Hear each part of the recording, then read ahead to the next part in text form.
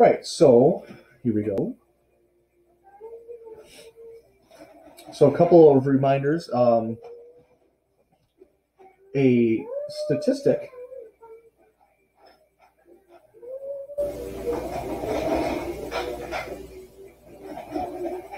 here we go, is a numerical descriptive measure of a sample.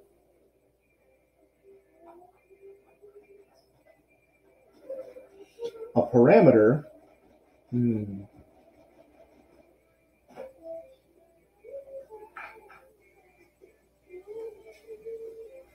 is a numerical descriptive measure of a population.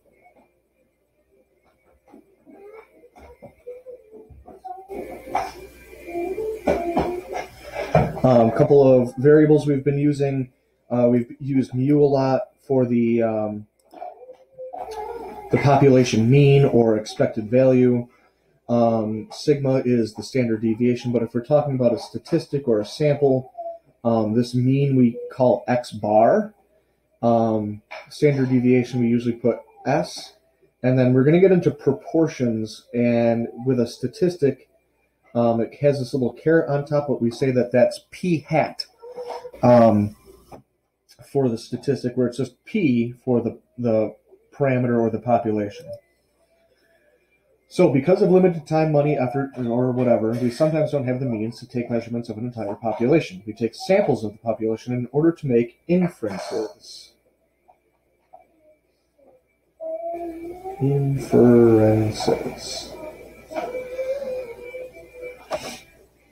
So there are a couple different types of inferences we have in statistics. The first one is estimation. Estimation is when we estimate, obviously, the value of a population parameter. There's something called testing,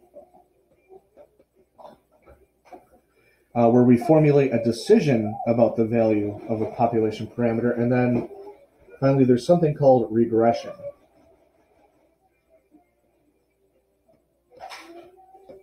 Which might be a term that you used, especially in Algebra 1, maybe Algebra 2, where we make predictions or forecasts about a statistical variable. What we're talking about specifically, starting out here in Unit 7, is sampling distributions.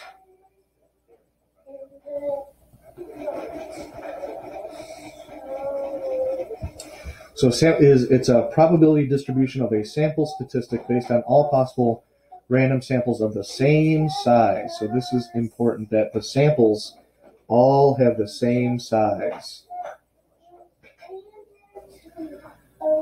Okay, moving on. The first type, we're basically going to take a look at X-bar distribution. So what's going to happen is that we take a certain sample size, and then X-bar is the mean. So we're going to take a certain sample size and then average those together. So in this scenario, it is the mean of sample size n. Now, it does say the more and more we calculate different sample means, the closer and closer we are able to make an inference about the actual population mean. So the more and more we do this, the closer and closer we get. So just to take a look at this, I've uploaded a spreadsheet. It should look something like this. You should all have your own copy. And what we're going to do is, if you follow along with what it says, we're going to simulate a children's fishing pond. So imagine they stock a pond full of, let's say, rainbow trout, and the children are allowed to go there and fish. They can take anything that is 6 inches or more. Anything less they have to throw back. So in any case, we're going to simulate 100 children coming there and fishing. So what we're going to do is, in this cell B2, we're going to do a random between. So equals rand between. And the smallest we can go is 6. And let's say the highest, let's say 13. That's about as big as the fish can get. Right, now, obviously your values will be different. Now, ran between is what they call a volatile function. So every time we make a change to our sheet, what's going to happen is that these will change. So you're going to see these change quite a bit, even when we type something in this sampling. So if you see a change, it's supposed to. So in any case, so over here, so these are, imagine the lengths of fish that the children catch. I think in the problem it says they can't take more than 5. So let's say they've all caught their limit. The sampling mean, we're going to average. So average equals average their 5 fish. All right, so this particular kid got an average of 10.2 inches, and we're going to do that for every single one. All right, you can kind of, again, I call it volatile because it just changed. Right, so it averaged all of those, and now what we're going to do is take a look at what do these averages, what do these means look like in a histogram. So I'm going to highlight all these, insert, now it's going to make it a line graph, I believe, at first. Eventually, there we go. But we're going to change it to a histogram. Right, so there's the histogram of the averages of all of those fish. Now, we could keep doing this and this same exact thing. We could simulate 100 and then 100 more and then 100 more and then 100 more. If we were actually in school, I'd have people submit their histograms. And basically, I did one earlier and it looked like this. Obviously, this is a different color. But now what we would see is that most of them would eventually turn out to be relatively symmetrical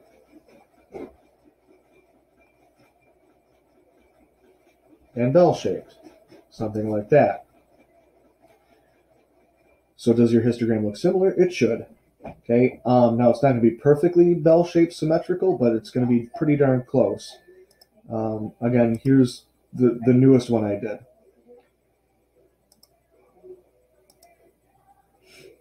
Okay, so using that, so that's a sampling distribution where we sample, we do something to the sample, and then we kind of see what does that distribution look like. In this case, we did the mean. There are other types of distribution. We're going to look at proportion, the p-hat distribution. So a couple things about these distributions. The x-bar distribution is also normally distributed if we are told that the x distribution is normally distributed. So it says if x is a random variable that is normally distributed, then x bar is normally distributed. If this is all true, then the mean of x bar is going to be the same as the population mean, or it's going to approach the population mean mu. The standard deviation, now this is a little bit different. The standard deviation it's going to actually be the standard deviation divided by the square root of the sample size you're taking. So if you think about the fish example, our sample size was 5. Each kid had 5 fish. So we would have to take the standard deviation divided by the square root of 5, which is a little different than what we've been dealing with before.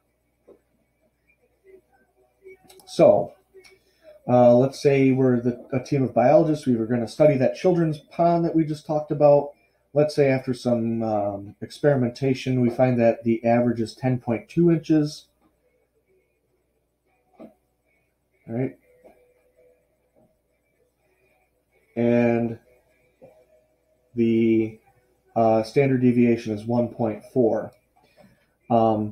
So the first question is, what is the probability that a single trout taken from that pond is between 8 and 12 inches long? So what we're going to do, because it's talking about a single fish, we're going to go to our calculator. We're going to do second vars. We're going to do a normal distribution, normal CDF. Right? Now, we want between 8 and 12. So the lower limit is 8. Upper is 12. The average, it said, was 10.2 with a standard deviation of 1.4. And we're going to use 1.4 in this case because we're just talking about a single fish. So what's the probability? Let's round that to, let's say, 0.8427.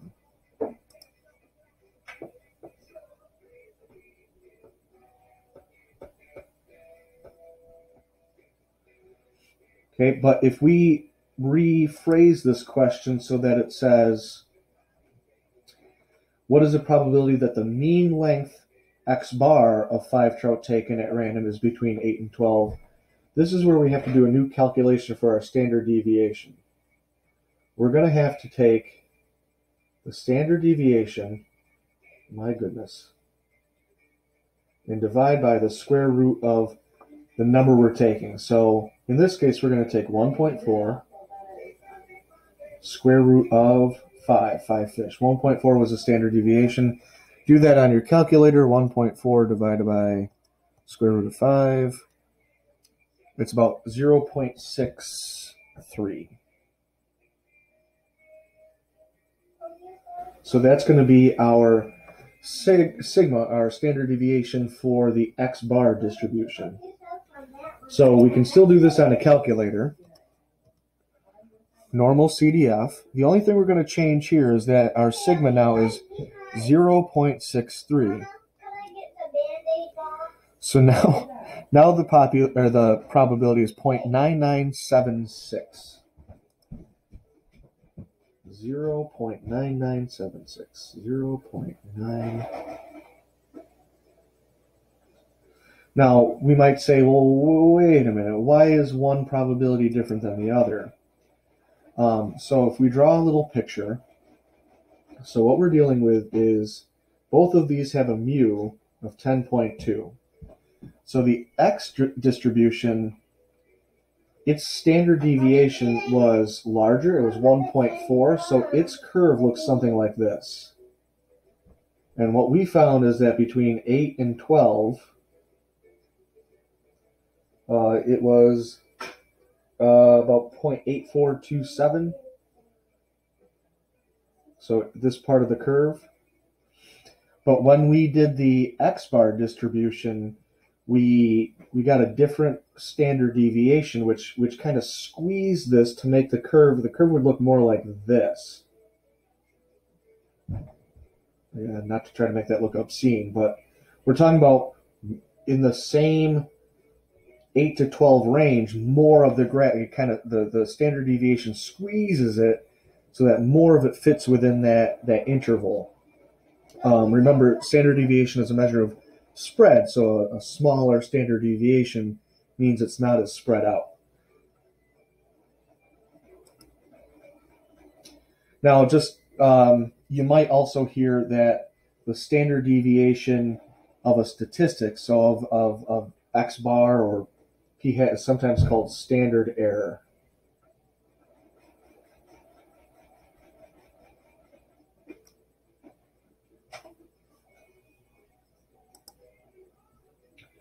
All right, so there's something called the central limit theorem, which we touched upon in class briefly.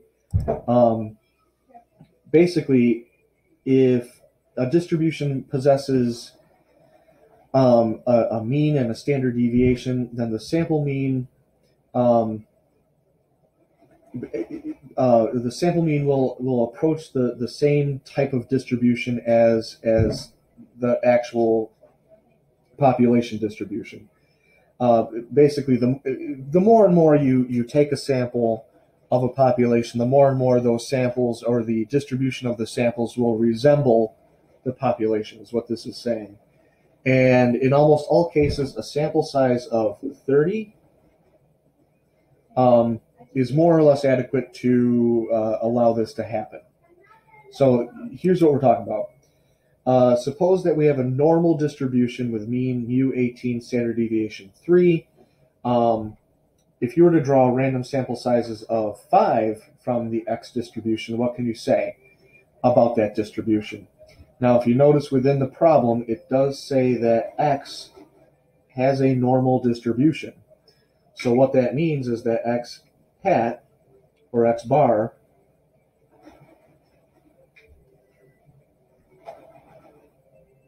will also be normally distributed.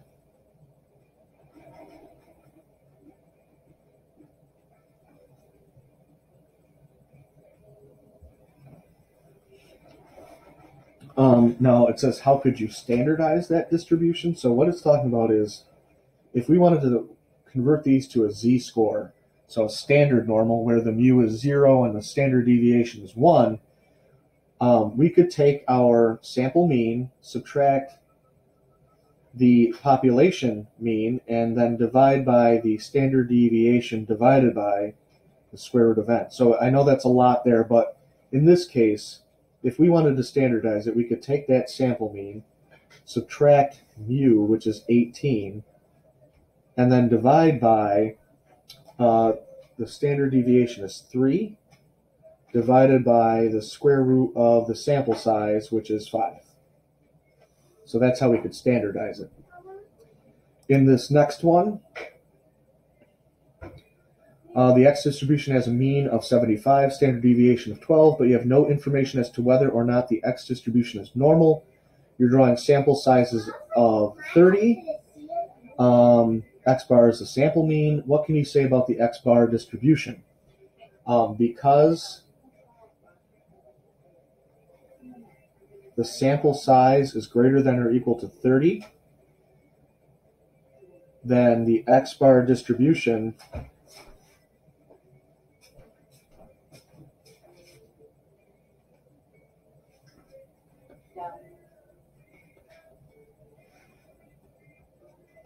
will be approximately normal.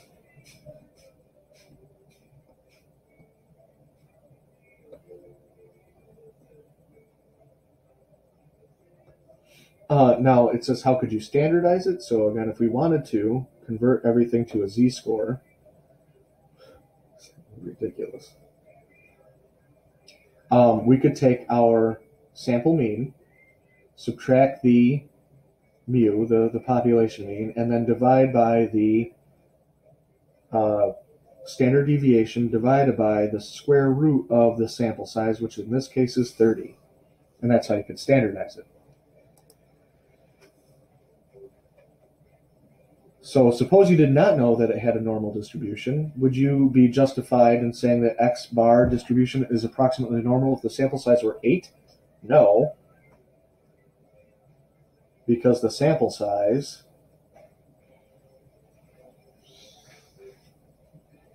is less than or equal to 30. Bentley.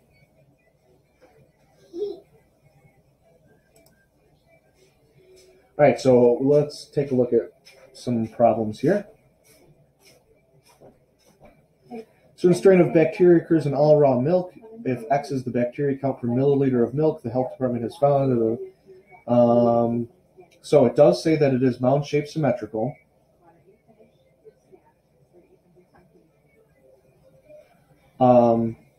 Which means that it is a normal distribution.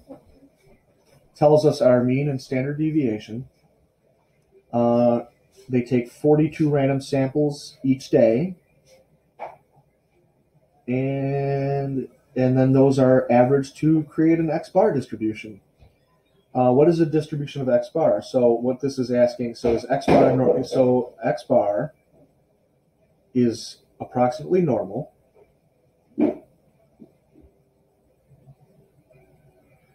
Because X is mound-shaped symmetrical, and not only that, our sample size is more than 30. I believe it's 42.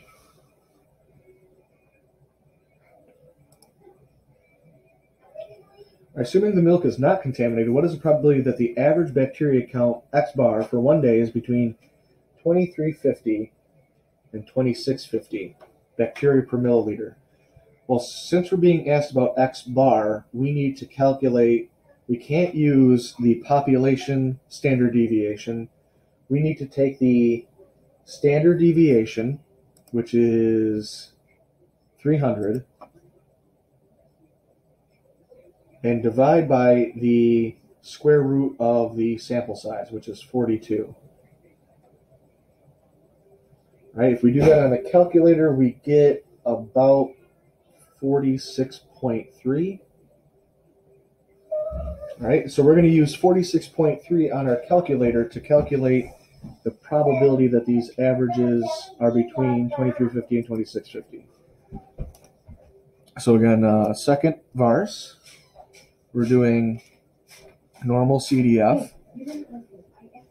The lowest is 2350. Upper is 2650. The average is 2500. And then the the sigma we're going to use is that 46.3. So 0.9988.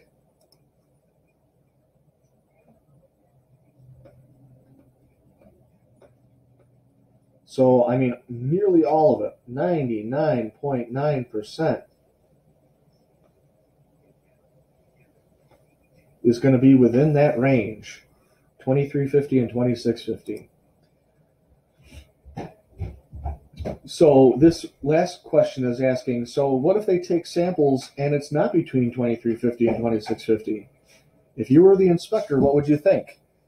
Well, if 99.9% should be within that range and you get something that's not, something's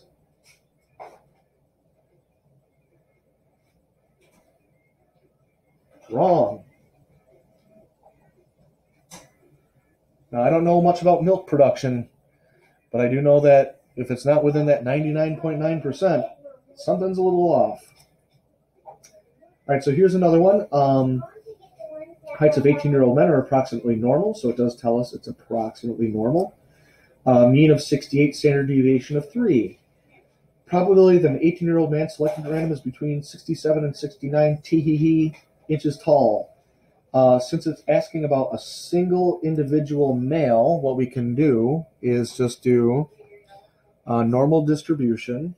I believe they said that the average was 68 with a standard deviation of 3, and we are looking 67 to 69. 68, standard deviation 3, so 0.2611.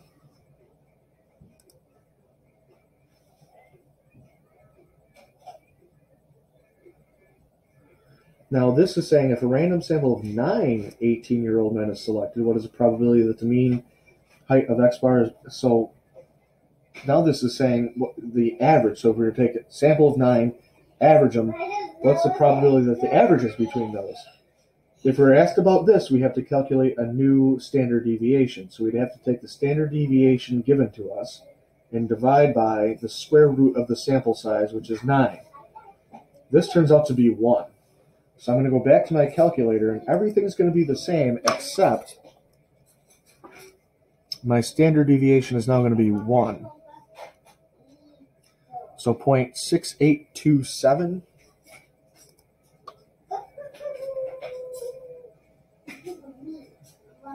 Now, why are they different? That's because this had a standard deviation of 3. This had a standard deviation of 1. The standard deviations are different. You could add in here that the standard deviation of the X-bar distribution is smaller, which squeezes the data towards the mean, which makes the probability more centered around the mean, if you wanted to add that in. All right, I think this is the last one. The mean of the X distribution is about $20. Standard deviation about 7. Random sample of 100. 10 minutes. So the fact that this is 10 minutes, we don't really. That's not necessarily needed to. I think that's a number we don't necessarily need. So what is probably the X bars between $18 and $22? If you're ever asked about X bar, we got to calculate a different standard deviation. So they tell us that in the population, it's $7. We're going to divide by the square root of the sample size, which we're taking 100. Which that turns out to be 0.7. So, again, the average is 20. The standard deviation we're going to change to 0.7. So second varse, normal CDF. And I believe it was asking for between $18 and $22. 18 and 22, average of 20 with a standard deviation of 0.7. So the probability is 0.9957. 0.9957.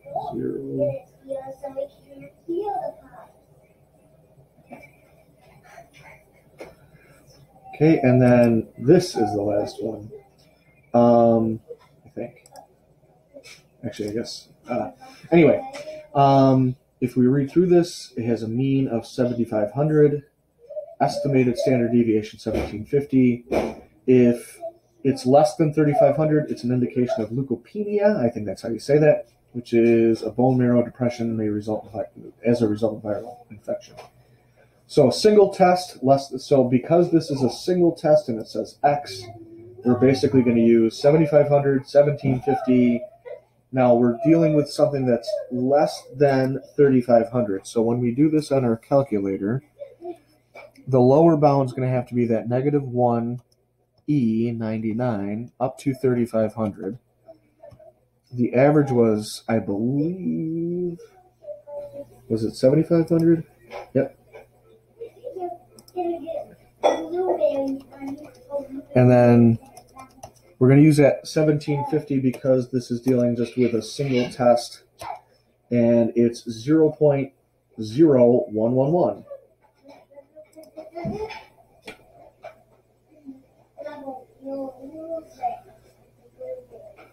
Now, with this next part, if they use an average X bar for two tests taken about a week apart, what can we say about the probability? So if we go back here, it does say X has a distribution that is approximately normal. So that means X bar will be approximately normal.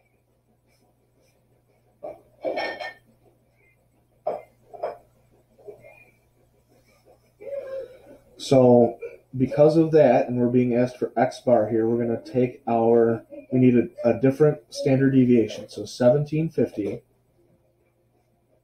divided by the square root of our sample size, which is 2.